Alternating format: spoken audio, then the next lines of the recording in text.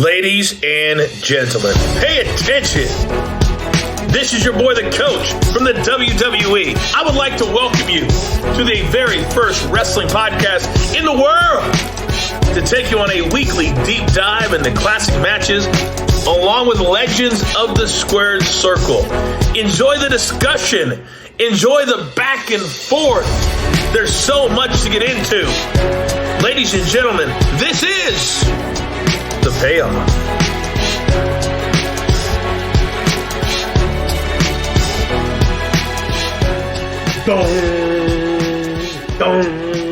It's the Undertaker. It's a casket match. Oh, this is class. OG Undertaker. I'm ready, man. I'm pumped, man. This is going to be fun. Look, I mean, it's the Undertaker. It's Yokozuna. There's a ton of shenanigans in this match. I remember this match, kind of a campy, not great era of the WWF, but it's fun to talk about. It's fun to relive all this stuff. Not necessarily fun to watch, but it's kind of an interesting era. So I don't know, man. I'm pumped to cover this one. This is one too. This really throws back. We'll post it on social media, but it's the Royal Rumble posters that I love, like the hand drawn, where they've just got all the wrestlers like exploding out of the posters on this one as well too. Like this is just like, well, last week's match was okay. We had a technical, fine, kind of average match. Like you just never know. Sometimes you just want to get into some shenanigans, like you said. You just want some kind of madness in your wrestling, and so a little bit of supernatural as well too. And so we are definitely going to bring that today. So this was one too. We hadn't done a casket match. I really wanted to just I was looking at we should probably do one more Royal Rumble match, but we don't really want to do a Rumble match. But so I was just kind of looking what was best, and I was like, you know what? It's time, we're gonna do Undertaker Yokozuna in a casket match because I'm just excited. It's a weird gimmick. I'm just excited to watch it because I haven't for a really long time. Agreed. Let's get in. And it's Rumble week. I agreed. I love it. All right, let's get into the build. Oh, it's time for the build. We're on the road to WrestleMania. We're on the road to WrestleMania 10. It's just a weird era because remember, WrestleMania 10, no Hulk Hogan. And we're in this transition period where, WrestleMania 9 was weird in its own way. We're kind of doing the Bret Hart Yokozuna thing, but Hulk Hogan's still lingering. And now WrestleMania 10, we have no Hulk Hogan. We're kind of in this new era, if you will. And it was a transitionary period for sure. The card starts off with first of all, I would be remiss to say that we're in Providence, Rhode Island, Jeff, Providence Civic Center. 14,500 are there. Big show, yeah. Yeah, January 22nd, 1994. We would start off with a dark match of the Brooklyn Brawler defeating Jim Powers. The show itself, only 4 matches on it, and then, of course, the Royal Rumble. Tatanka is going to defeat Bam Bam Bigelow in an 8-minute singles match. The Quebecers are going to retain their tag titles against Bret Hart and Owen Hart, which, of course, would come into play throughout the Bret Hart Owen Hart storyline, and that match really set it up. So that certainly served its purpose there. Razor Ramon's going to retain his Intercontinental Championship against Erwin R. Shyster, 11 minutes. Then we have our casket match, and then the final match was the Royal Rumble, which is the Bret Hart Lex Luger co-winners. We're still trying to do something with Lex Luger, even though we completely botched that SummerSlam big thing. They're going to tell you that Luger wasn't ready to be champion. I'm going to tell you we'll never know because SummerSlam 1994 sucked and they didn't give him the title. It just you wonder what could have been. And again, I would have done the happy ending. I would have given Luger the run. Worst case, it doesn't work out, and guess what you do?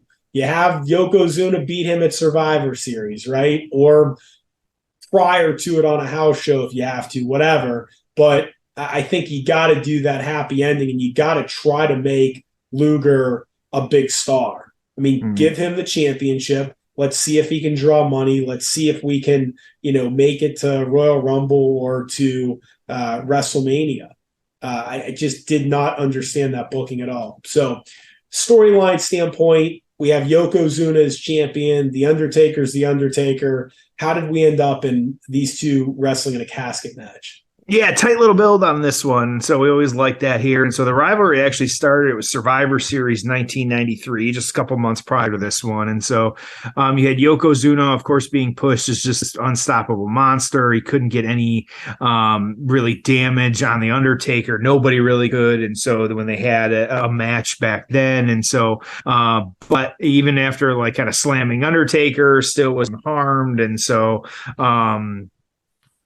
Undertaker actually at that match as well, too, the first wrestler ever to sit up after the Banzai drop as well, too. Of course, can't forget that. And so everybody's surprised with that one. And so it kind of almost funny how it's played out. And so it was revealed, of course, in storyline that Yokozuna, well, we all know this now. Everybody knows this, where Yokozuna has a fear of caskets, as we all know. And so, so making the match, so Undertaker playing these psychological games on this one, just like kind of, when you think about it, as stupid as it is, it actually works. But Paul Bearer just kind of wheeling a casket out during one of Yokozuna's matches to intimidate him, it works. And then not only that, but then to have the Yoko's great selling here to be scared and then have Undertaker pop out of it and scare okay, is it gimmicky as shit? Yeah, but you know what? In 1994, when we were watching wrestling,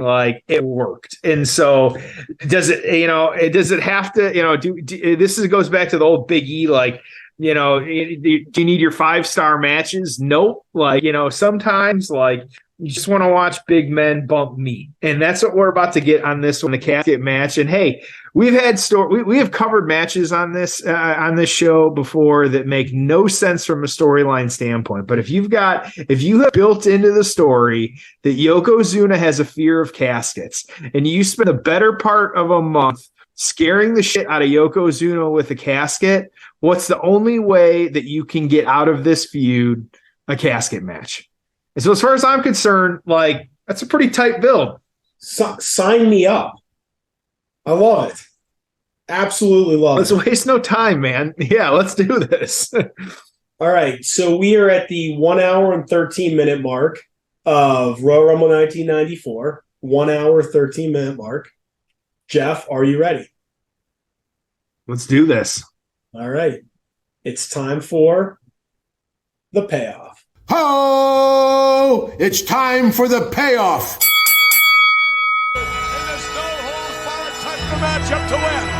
He survived the Banzai drop, McMahon. Music, but this match is no deep. Feel it in your bones, count, man. No pinfall, no submission.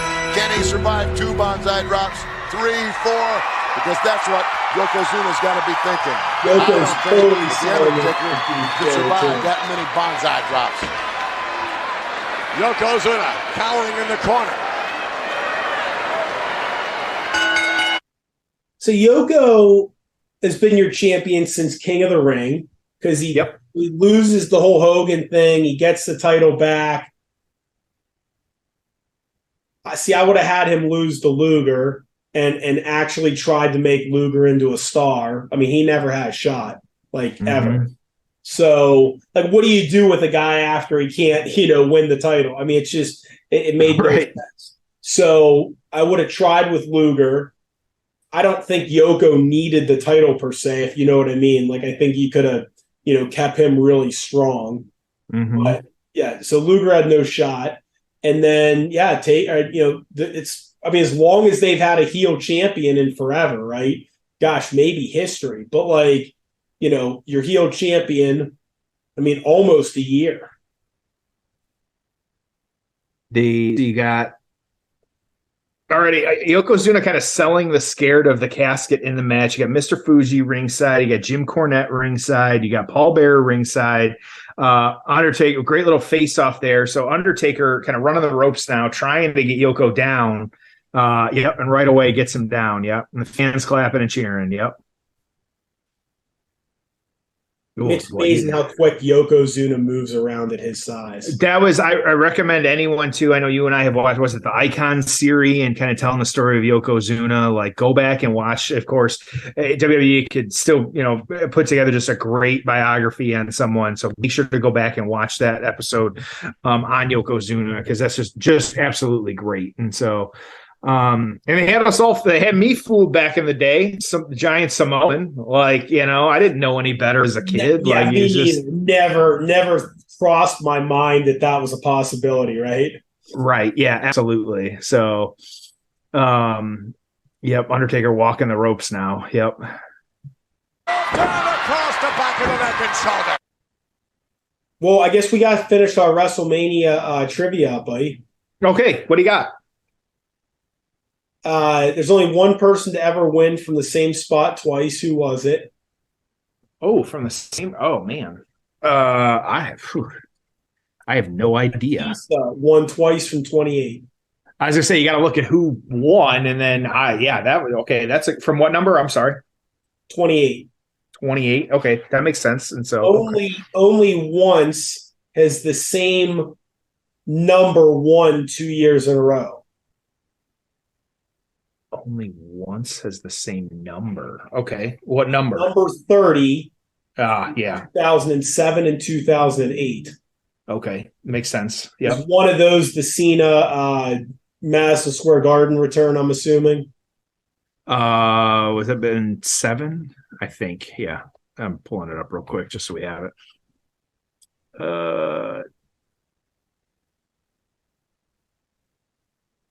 Undertaker won that one, actually. What's the average winning number? If you factor in all 42 Rumble winners, the average winning entry is what? 24? Is that what we said? 23, 22? The average is 19.56. Really? Okay. Right around 20. So, look, if you're watching at home, generally your 20 is a good spot for the winner to come out, but you just never know. Every year's different. Competitors are different.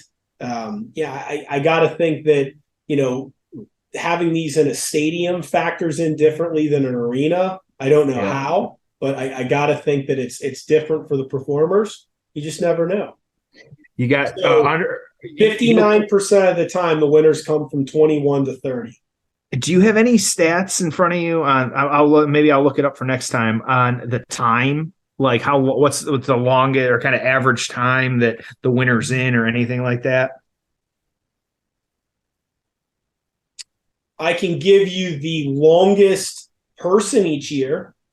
That one, I know that's out there. Yeah, I'm kind of curious if anybody's ever done something like what's the who's been in it the longest. Like if you look at the time, like what is the winners, like how long are they normally in the match? Like they come in at but are they in for 8 minutes? Are they in for I got this all here for you. All right. So I want to say we got Yokozuna. Here we go. He's cracked the Undertaker with some chairs on the outside. He's trying to roll Taker into the casket now. Yep. All right. Go ahead, Tom. Yep. So I'm just going to run through how long. So, okay, I'm sorry. This is the longest person that was in. This isn't what the winner was in for. Okay. I got all kinds of stuff here for you. Let me just try to quickly go through it. So, who's been in the Rumble the longest of any male wrestler? Combined or just a single Rumble? Ever. The most minutes in Royal Rumble history. Orton? Chris Jericho. Okay. Number 2 is Orton. Mysterio is 3. Triple H is 4. Shawn Michaels is 5. Edge is 6. Kane is 7. Ziggler 8, Cody Rhodes 9, Cena 10. On the women's side, Charlotte Flair is in the lead. Because Bob Backlund, I know they always talk about being in there for the longest and not winning. No. The longest ever. Now, do you accept the greatest Royal Rumble as being a Royal Rumble? If you do, it was Daniel Bryan for an hour and 16 minutes was in that Saudi. Because it's Daniel Bryan, I'll count it. Yeah. The second was Mysterio at 1 hour and 2 minutes. Yes. Okay. I think Triple H was up in there too. Yeah. He's got to be. The shortest time that – so John Cena was in for 22 minutes in 2010. He was in the longest, but that was the shortest time that the longest person was ever in it. Okay. Shortest of all time, Santino Morello at 1.9 1 second. seconds. Yep. Seconds. Yep. Liv Morgan was in for 8 seconds. I remember that. Yep. So you got Taker trying to roll Yokozuna into the casket now. He's got a minute, but you got to close the top as well. Is this it? Here you go. We're gonna get an early end here? Nope. Average winner is in for 25 minutes and 51 seconds. That makes sense. Yeah, coming in. So here's something interesting. Most appearances ever. Who is it? We said this before. I'm not sure. That's gotta be Kane. But here's what's interesting. Kane was in it 18 times, so he's number one. But then he was in it 2 other times, Isaac Yankem and Fake Diesel. So he's been in it 8 times. We got shenanigans happening in this match now. We just had Crush run out. I have no idea who these two are. I don't know who this is that just ran out. Yep. And so you got to remember, a lot of the 90s wrestlers. Yeah, this one's a little tough. They just had people. Undertaker clearing the ring, though, taking people out.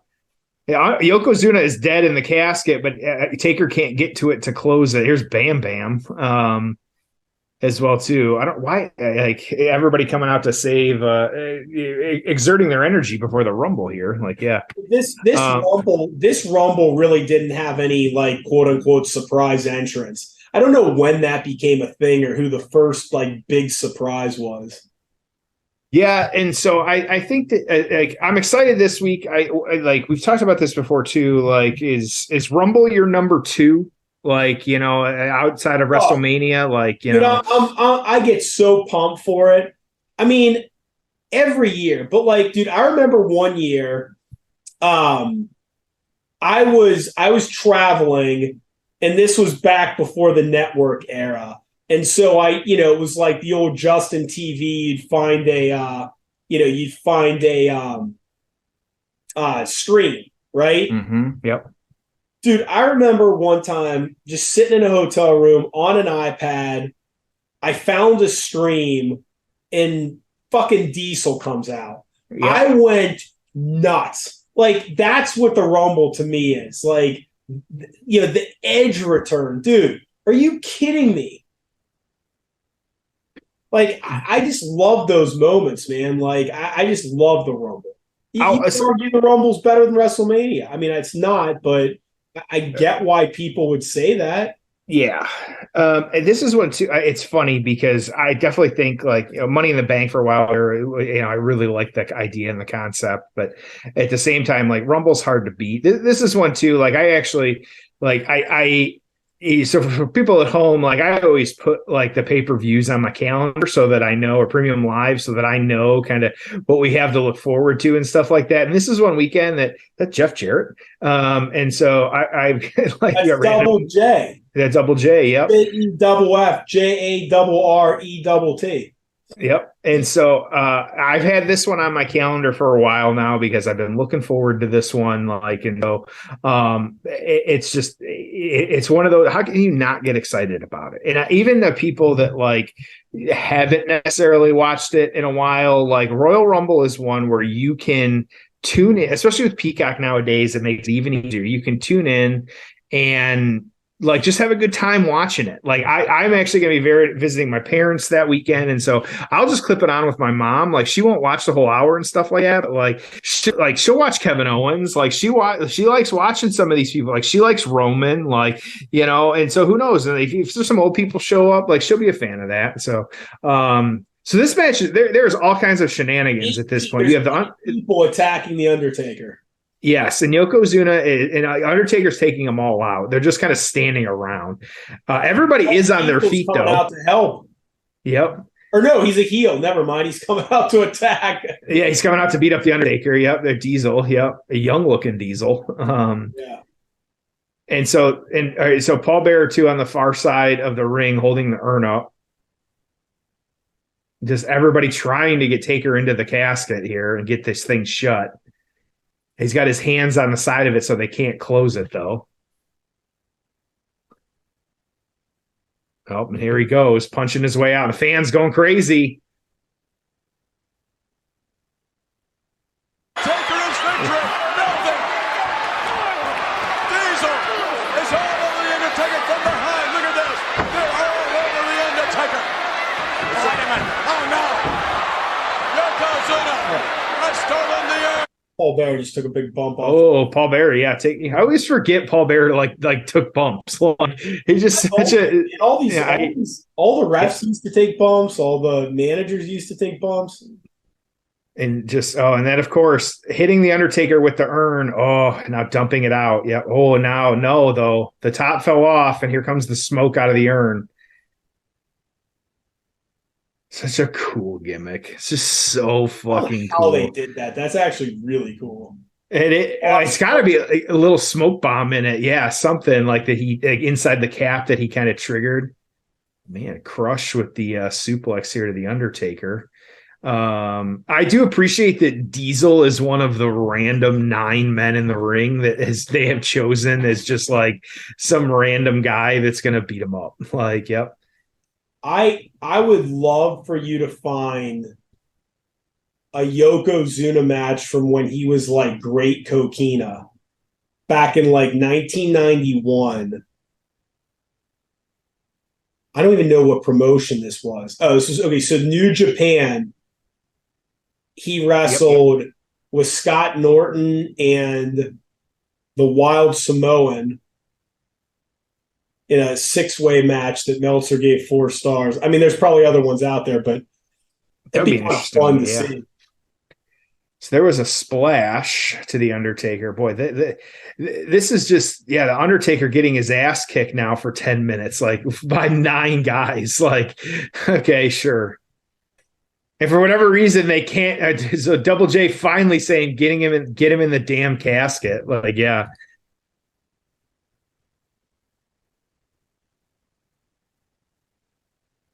Maybe finally.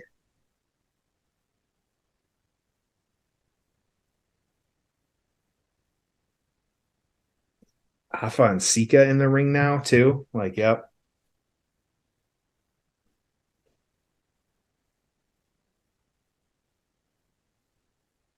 Yokozuna kicks him in finally, and there's the casket shut. Yep. Oh, trying to lock it now too.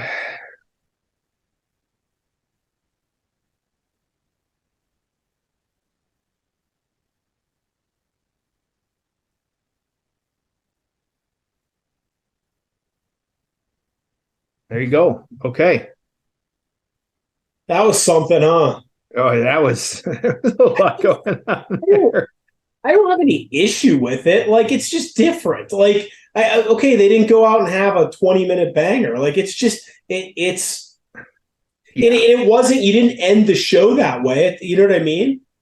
Right. And it wasn't, I get, what were you expecting, you know? Yeah, I mean, I don't know. It's just, it's the heel one. But hey, we're not here for that. We're here for the Rumble. Like, I got no problem with it. So, anyways, that's it.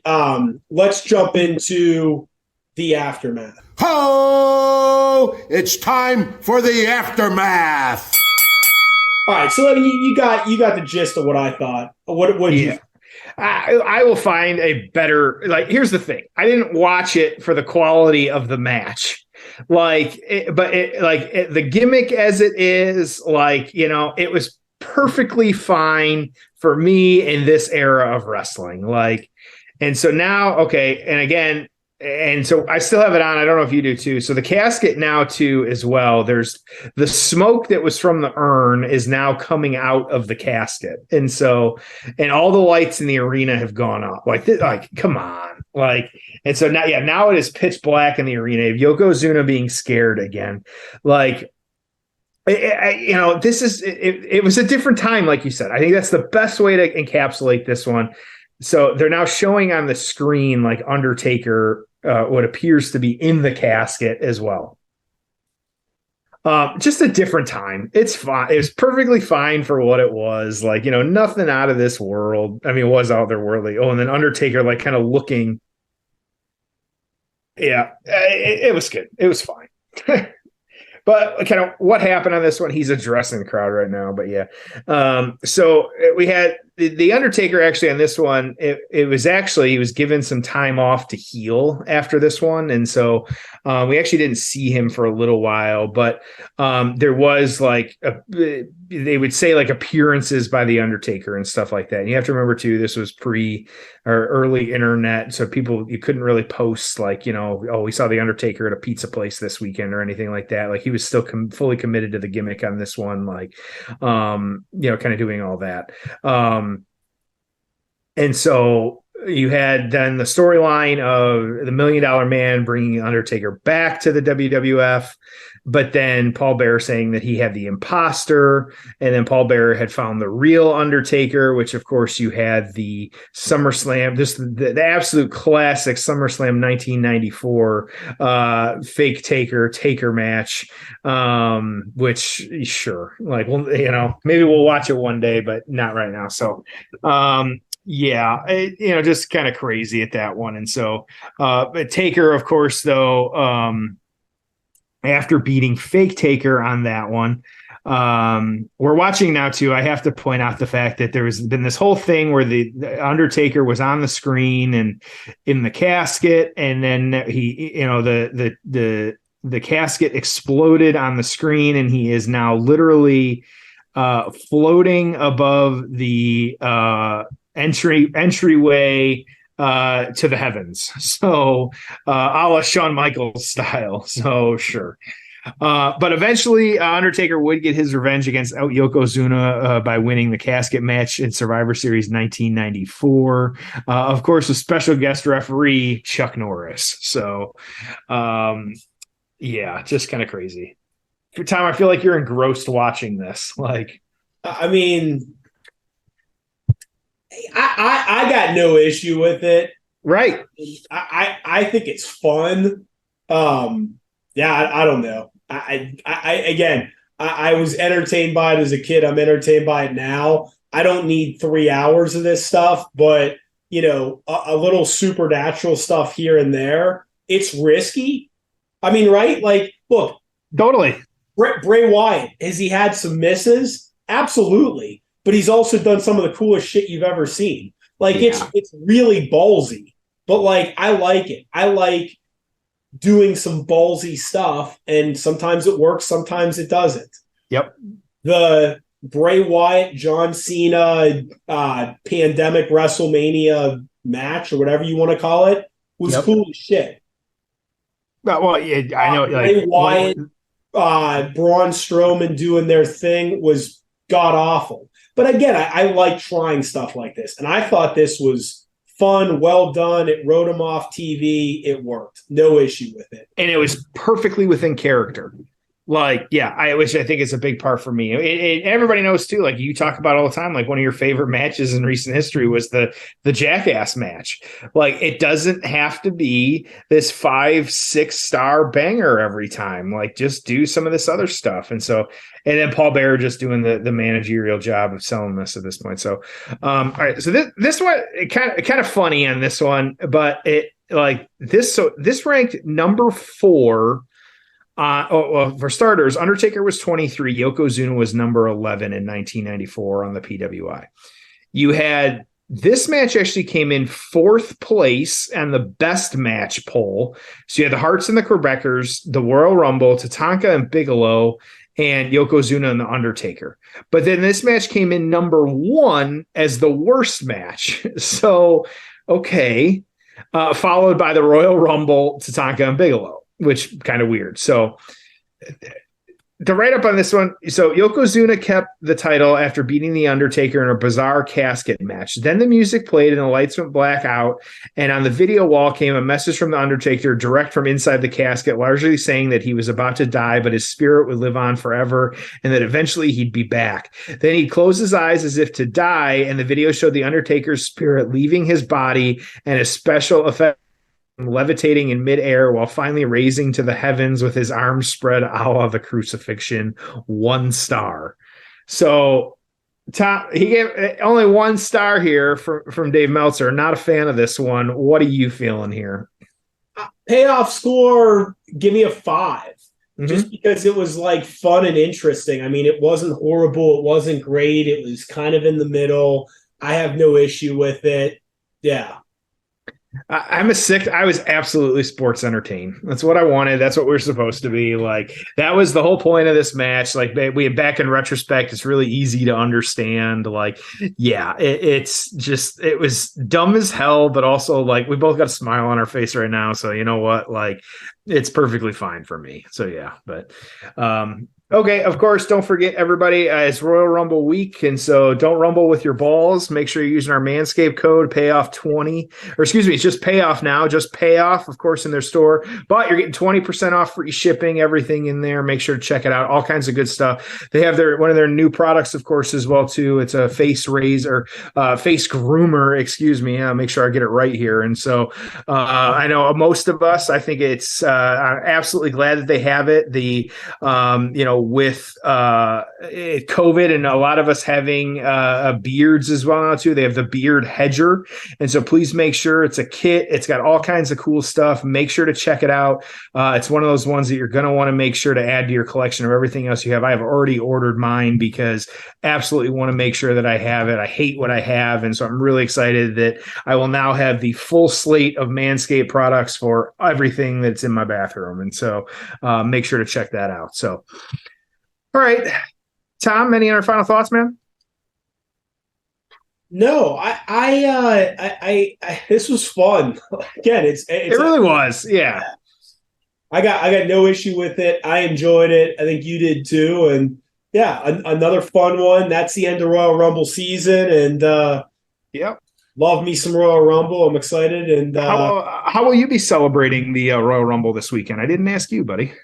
Yeah, I just watch it in my basement, man. I'm excited about it. I actually hate watching wrestling with anyone else. I like watching it by myself and texting with you about it. That's what we do. Yeah. Like I said, I'm going to be at my parents'. I'll be kind of hanging out in my childhood bedroom, watching Royal Rumble. So I guess like kind of what better way? Maybe I'll get I'll dig out some of the wrestling toys out of the basement and have my wrestling pals next to me when I'm watching this weekend. Should be good. Well, you have wrestling sheets, right? Of course I do. Yeah. I mean, it's a twin bed. So yeah, they still fit. Like, let's be real here, man. I think for me, like, absolutely. I know. And like, sidebar before we wrap it up here, we're in the market for a new bed. I wish they would make adult size wrestling sheets. I don't know if she'd go for it, but like, you know what? Like, I would absolutely throw some old school WWF sheets on my bed if I could. But I'll have to tell mom this weekend, like, hey, we're gonna put the old wrestling sheets on the bed. You know it. All right, man. I'm pumped for it, and I hope everyone enjoys it. And as always, thank you for joining us on an all-new episode of The Pen.